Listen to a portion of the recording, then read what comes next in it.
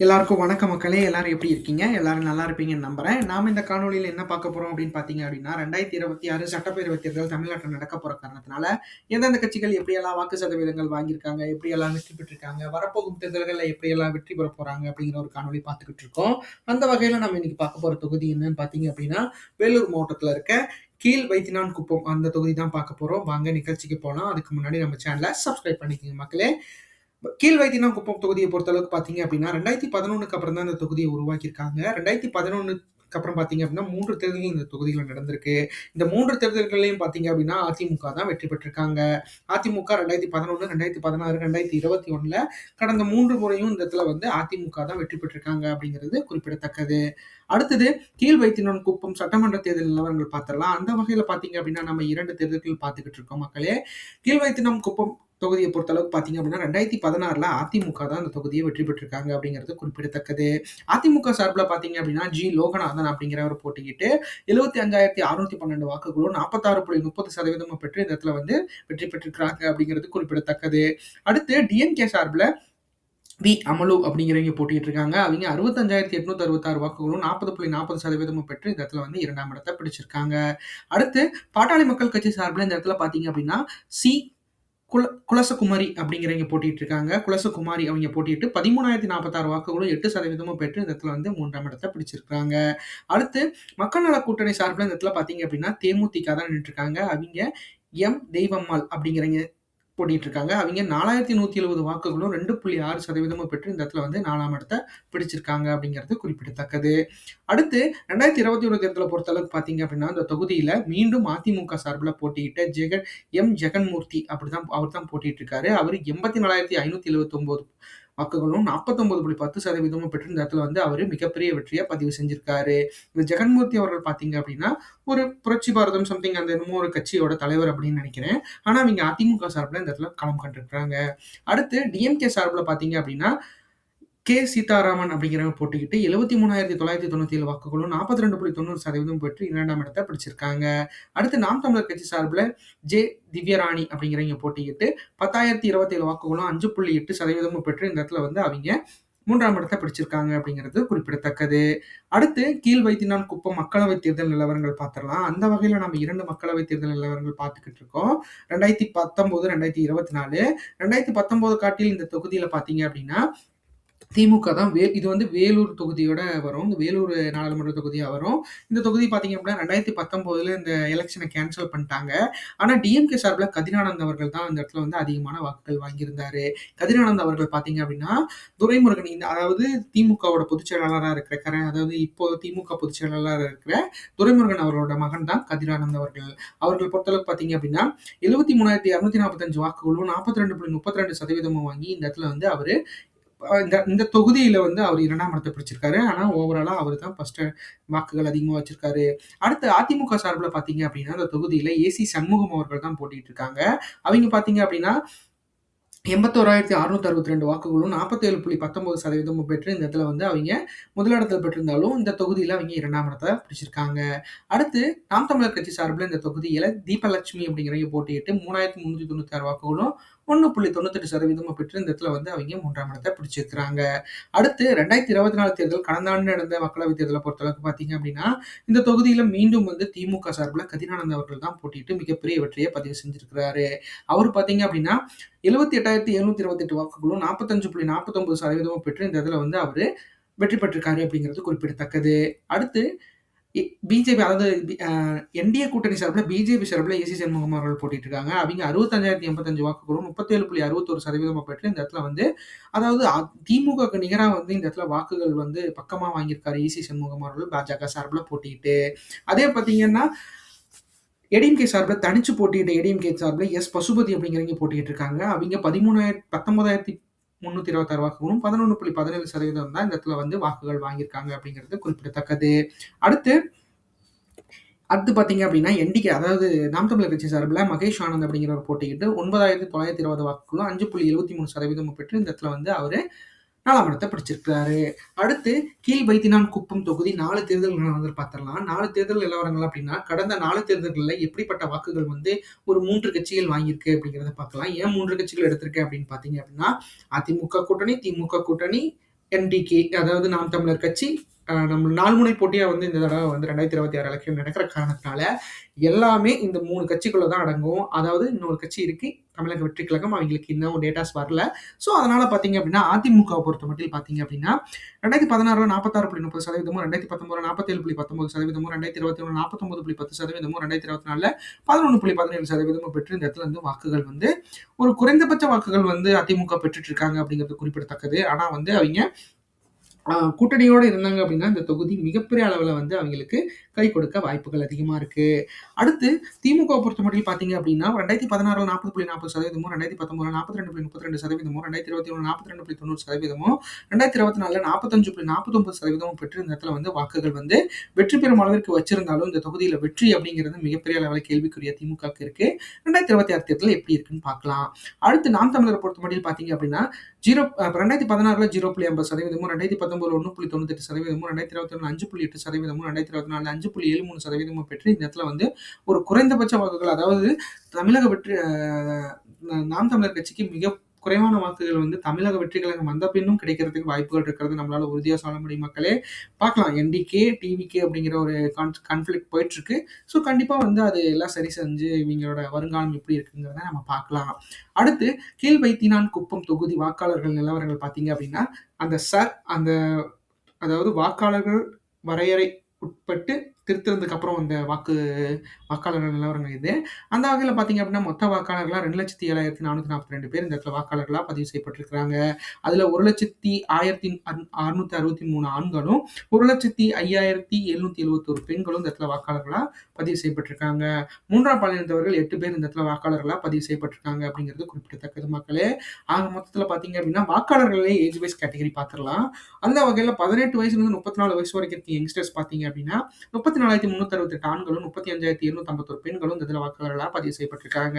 35 வயசுலேருந்து 54 வயசு வரைக்கும் இருக்கீங்க பார்த்தீங்க அப்படின்னா, 43,512 ஆண்களும், 45,270 பெண்களும் இந்த இடத்துல வாக்காளர்களா பதிவு செய்யப்பட்டிருக்காங்க அப்படிங்கிறது குறிப்பிடத்தக்கது. அடுத்தது வயதானவங்க பார்த்தீங்க அப்படின்னா, 54 வயசுலேருந்து 65 வயசுக்கு மேல இருக்கீங்க. 23,789 ஆண்களும், 24,750 பெண்களும் இந்த இடத்துல வாக்காளர்களா பதிவு செய்யப்பட்டிருக்காங்க அப்படிங்கிறது குறிப்பிடத்தக்கது மக்களே. ஆக மொத்தத்தில மக்களோட நிலவரங்கள் வந்து இந்த இடத்துல வேறுபாடா இருந்தாலும், கண்டிப்பா வந்து வெற்றியாளர்கள் வந்து ஒரு ஒரு ஒரு நிகரான வாக்குகள் கிடைக்கிறதுக்கு வாய்ப்புகள் இருக்கு. பார்க்கலாம் அது என்ன எப்படி நடக்க போகுது அப்படின்ட்டு. அடுத்து கீழ் வைத்தினான் குப்பம் வாக்கு சதவீதங்கள பார்த்துரலாம். அந்த வகையில நாம் கடந்த 3 தேர்தல்கள்ல வாக்குப்பதிவு சதவீதங்கள் எப்படி இருந்துச்சு அப்படிங்கிறத நம்ம பார்த்துரலாம். 2011ல 79.50%, 2016ல 79.90%, 2021ல 80% இந்த இடத்துல வாக்குகள் பதிவாயிருக்கு. 2026 தேர்தல் வாக்குப்பதிவு எதிர்பார்ப்பு சதவீதத்தை பொறுத்தளவுக்கு 79.80% வாக்குகள் இந்த இடத்துல பதிவாக வாய்ப்புகள் அதிகமா இருக்கு மக்களே. ஆக மொத்தத்தில இத வந்து 100ஆ பண்ணணும் அப்படிங்கிறத இந்த மக்கள்கிட்ட நான் கேட்கிற ஒரு சின்ன ஒரு எப்படி சொல்றது? ஒரு சின்ன வேண்டுகோள். அத கண்டிப்பா நீங்க 100ஆ பண்ணி குடுங்க மக்களே. எல்லா இடத்துலயும் வந்து 100 இருந்துச்சு அப்படின்னா, மிகப்பெரிய வெற்றிகள் வந்து எந்த கட்சிகள் பெறப்போகுது? ஏன்னா, அவிங்களோட உண்மையான டேட்டாஸ் வந்து கிடைக்கிறதுக்கு வாய்ப்புகள் அதிகமா இருக்கு. பார்க்கலாம் அது எப்படி என்ன நடக்க போகுது? என்ன பண்ண போறாங்க? அப்படிங்கிறத பொறுத்திருந்து பார்க்கலாம். அடுத்து கீழ் வைத்தினான் குப்பம் தொகுதி வாக்கு எதிர்பார்ப்பு 2026 பொறுத்தமட்டில் எப்படி இருக்கும்? அப்படிங்கிறத நம்ம பார்த்துரலாம். அந்த வகையில ஆஸ் யூசுவல் இந்த தொகுதியில வந்து வெற்றி பெற போறது யாருன்னு பார்த்தீங்க அப்படின்னா, அதிமுக கூட்டணி தான் வெற்றி பெறும். ஏன்னா, அதிமுக கூட்டணிய பொறுத்தளவுக்கு பார்த்தீங்க அப்படின்னா, இந்த தொகுதியில வந்து கூட்டணிகள பற்றி பின்னாடி சொல்றேன். ஆனா அதிமுகக்கு இப்ப இருக்கிற ஸ்டாண்ட் வச்சு பார்த்துக்கிறப்ப 42.02% 69,563 வாக்குகளுக்கு மேல பெறுவதற்கு வாய்ப்புகள் இருக்கு. ஏன்னா அதிமுக கூட்டணிய பொறுத்தளவுக்கு பார்த்தீங்க அப்படின்னா, அந்த தொகுதியில கன்டினியூஸா 3 தடவ வந்து மிகப்பெரிய இடர்பாடுகள் 2021ல இருந்தாலும் இந்த இடத்துல வெற்றி பெற்றிருக்காங்க. ஸோ அந்த வகையில பார்க்குறப்ப பார்த்தீங்க அப்படின்னா, 2026 பார்த்தீங்க அப்படின்னா, அவங்களுக்கு மிகப்பெரிய அளவுல ஒரு சப்போர்ட்டான ஒரு தேர்தலா தான் இப்ப இருக்க போகுது. ஸோ அதெல்லாம் வச்சு பார்க்குறப்ப பார்த்தீங்க அப்படின்னா, இங்க வெற்றி பெறுவது எளிது இந்த தொகுதியில அப்படிங்கிறதுல நம்மளுக்கு எந்த ஒரு ஐயமும் இல்ல. ஆனா பின்வருமாறு அதாவது நான் பின்னாடி சொல்லப் போற கூட்டணிகள் அமைஞ்சது அப்படின்னா, இது வந்து ரொம்ப மிகப்பெரிய சுலபமா இருக்கும் அப்படிங்கிறதுல எந்த ஒரு ஐயமும் இல்ல. கண்டிப்பா இத நீங்க பார்த்துக்கிட்டே இருங்க. அடுத்து திமுக கூட்டணிய பொறுத்தளவுக்கு பார்த்தீங்க அப்படின்னா, 34.13% 56,502 வாக்குகளுக்கு மேல பெறுவதற்கு வாய்ப்புகள் இருக்கு. ஏன்னா திமுக கூட்டணிய பொறுத்தளவுக்கு பார்த்தீங்க அப்படின்னா, அவிங்க இப்போ வரைக்கும் கூட்டணிகள் மிகப்பெரிய அளவுல ஸ்ட்ராங்கா தான் இருக்கு. ஸோ இந்த தொகுதியில வந்து அவிங்க கண்டிப்பா வந்து வெற்றி பெறும் அளவிற்கு வந்து வாக்குகள வந்து அவிங்க பெறுவாங்க அப்படிங்கிறதுல எந்த ஒரு ஐயமும் இல்ல. ஸோ அது எப்படி நடக்க போகுது? என்ன பண்ண போறாங்க? அப்படிங்கிறது தான் மிகப்பெரிய அளவுல ஒரு ஒரு கேள்விக்குறியா இருக்கு. ஸோ அது எந்த வகையில எப்படி நடக்க போகுது, என்ன பண்ண போறாங்க அப்படிங்கிறத நம்ம பொறுத்திருந்தே பார்க்கலாம் மக்களே. ஆக மொத்தத்துல பார்த்தீங்க அப்படின்னா, திமுக கூட்டணிக்கு இந்த தொகுதி மிகப்பெரிய அளவுல சவாலா இருக்கு. வாய்ப்புகள் அதிகமா இருக்கு. ஏன்னா, ஒவ்வொரு தொகுதியா தான் அவங்க ஜெயிச்சு இந்த 2026 தேர்தல்ல அவிங்க 2021 தேர்தல்ல அவிங்க வெற்றி பெற்றாங்க. ஸோ அந்த வகையில பார்க்குறப்ப ஏன்னா அவிங்களோட திமுகவோட நிலைப்பாடு என்ன அப்டின்னா, அதிமுக மிகப்பெரிய அளவுல சிதைவடைஞ்சிருக்கு. இந்த தடவ கண்டிப்பா நம்ம வெற்றி பெறணும். அதுவும் 200 தொகுதிகளுக்கு மேல வெற்றி பெறணும் அப்படிங்கிற ஒரு தாரக மந்திரத்த எல்லா கட்சி நிர்வாகிகளுக்கும் அவிங்க வந்து பதிய வச்சிருக்காங்க. நான் நெறைய போஸ்டர்ஸ் பார்க்குறேன். அந்த போஸ்டர்ஸ் எல்லாத்துலயும் 200க்கு மேல் தான் அவிங்க வந்து மிகப்பெரிய அளவுல ஒரு போராட்டத்த அவிங்க ஆரம்பிக்க போறாங்க. ஸோ கண்டிப்பா அதிமுகவுக்கு மிகப்பெரிய அளவுல சவால் இருக்க போகுது. ஸோ திமுகவ பொறுத்தளவுக்கு பார்த்தீங்க அப்படின்னா, அவிங்களுக்கு சவால்கள் வந்து தமிழக வெற்றி கழகம் அப்படிங்கிற ஒரு புது ஒரு எப்படி சொல்றது? ஒரு புது எப்படி சொல்றதுன்னா, ஒரு புது அ ஒரு புதிய எதிரி மாரி அவரு உருவாகி இருக்காங்க. ஸோ திமுகவ பொறுத்தளவுக்கு டிவிக்கே மிகப்பெரிய அளவுல அவிங்களுக்கு சஃபர் பண்ணுவாங்க அப்படிங்கிறதுல எந்த ஒரு ஐயமும் இல்ல. அது இந்த தொகுதியிலயும் நடக்குமா அப்படிங்கிறது தான் இப்போதைக்கு கேள்விக்குறி. பார்க்கலாம். அது எப்படி நடக்க போகுது? என்ன பண்ண போறாங்க? அவிங்க எப்படியெல்லாம் சமாளிக்க போறாங்க அப்படிங்கிறத நாம பொறுத்திருந்து பார்க்கலாம். அடுத்து நாம் தமிழர பொறுத்தமட்டில் பார்த்தீங்க அப்படின்னா, அந்த தொகுதியில 7.95% வாக்குகள் வாங்குறதுக்கு வாய்ப்புகள் இருக்கு.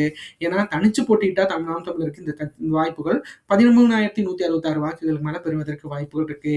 ஏன்னா, அவங்கள பொறுத்தளவுக்கு அவிங்க கூட்டணிகள பற்றி இப்ப வரைக்கும் எங்கேயுமே விவாதிக்கல மக்களே. அவிங்க கூட்டணி அமைப்பாங்களா? அப்படிங்கிறதே மிகப்பெரிய அளவுல கேள்விக்குறியா இருக்கு. ஸோ, அதெல்லாம் வச்சு பார்க்குறப்ப எப்படி என்ன நடக்க போகுது அப்படிங்கிறத பார்க்கறது தான் மிகப்பெரிய அளவுல சவாலான விஷயம். இருந்தாலும் இவிங்களுக்குன்னு சில கொள்கை கோட்பாடுலாம் இருக்க காரணத்தினால, இவருக்கான மக்கள் வந்து அதிகமா இருக்காங்க.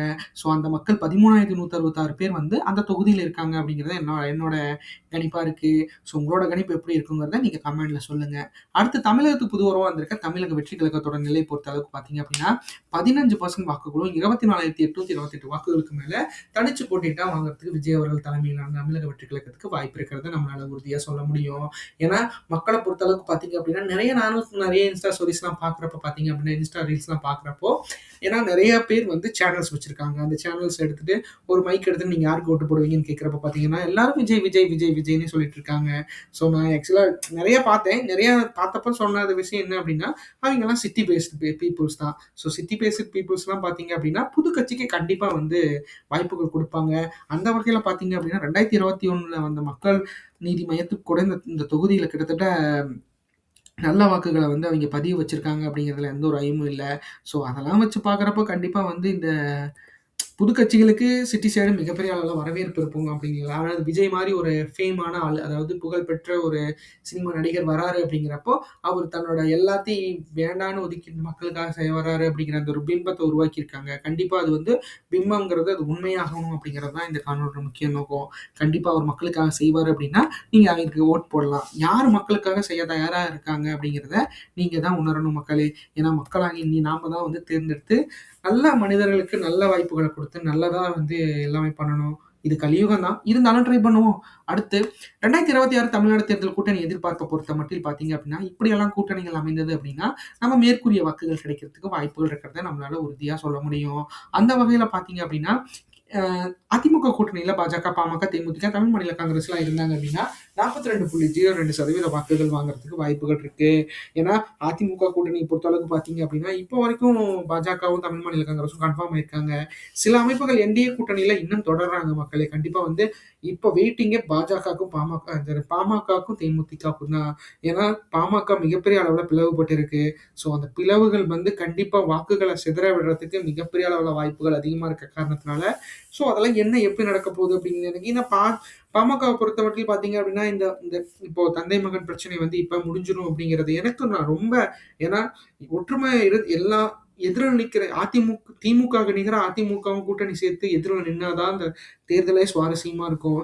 எப்பயுமே ஒன் சைடா தேர்தல் போயிட்டா மிகப்பெரிய அளவுல வந்து அது ஒரு பக்கம் போயிட்டா அது ஏன்னா 2016ல மிகப்பெரிய அளவுல ஒன் சைடா போச்சு.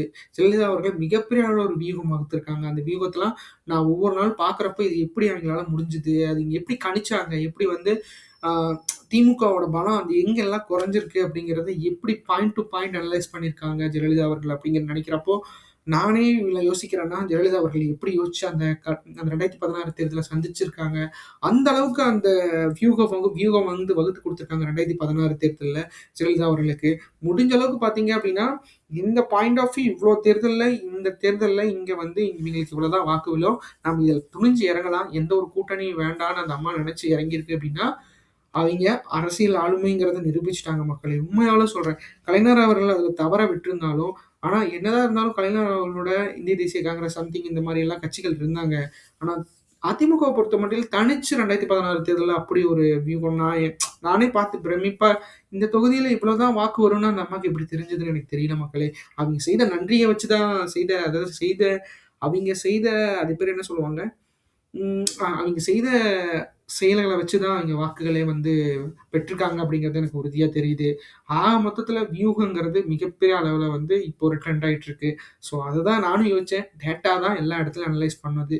கண்டிப்பா மக்களோட இது வந்து ஒரு எக்ஸெல் ஷீட்ல கிடைக்கிறதுக்கு வாய்ப்புகள் இருக்கு மக்களே.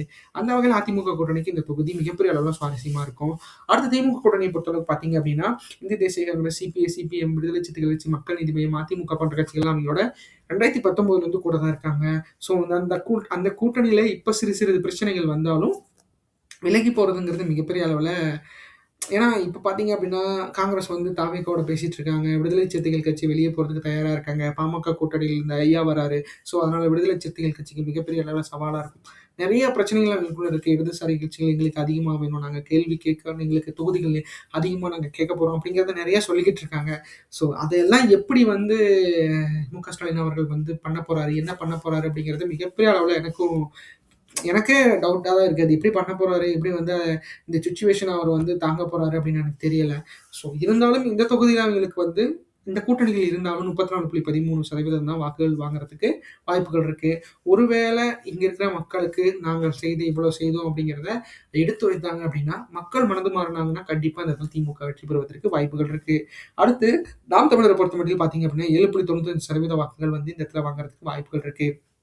இவிங்க இவிங்க வந்து பார்த்தீங்க அப்படின்னா, கடந்த 4 தேர்தல்கள்லயும் மொத்தமா ஆவரேஜ் வெறும் 3.5% தான் வச்சிருக்காங்க. 3 கூட இல்ல 2.74 தான் வச்சிருக்காங்க. 7% ஏன் போடுறேன் அப்படின்னா, இந்த தடவ வந்து மிகப்பெரிய அளவுல வாக்குகள் வந்து கொஞ்சம் சரிஞ்சு நாம் தமிழர பொறுத்தமட்டில் பார்த்தீங்க அப்படின்னா, அவிங்களோட சின்ன சின்ன ஏன்னா இந்த தொகுதியில 7% வாக்குகள்னு அப்படின்னு பார்த்தீங்க அப்படின்னா, ஒரு 13,000 வாக்குகள் வந்து இந்த இடத்துல வந்து அவிங்களுக்கு கிடைக்கிறதுக்கு வாய்ப்புகள் இருக்கு.